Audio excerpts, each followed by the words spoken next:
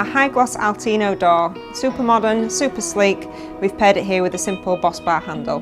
In this display we've packed in different colours for you to see. So we've got white, we've got light grey, and we've got our graphite doors on display. To try and keep the cost down on this kitchen, we've predominantly used a quartz effect laminate at 38mm thick. On the console, however, as this is a non-standard size, finished with curves on both ends, we've opted for a quartz at 20mm thick. To bring a little bit of warmth into this display instead, we featured a oak breakfast bar onto the back of the peninsula. We've packed in smart storage on this display. We've got two of our ladder pull-out options and both of our corner mechanisms in this kitchen. Often a really difficult area to cover is over the corner. So in this display we've put in a timber unit where you can tuck everything away off the worktop. Something you'll notice about this display is quite a unique focal point. We've created an opening for displaying your favourite items, and to do this we've used mid-height units for the appliances with some top boxes above.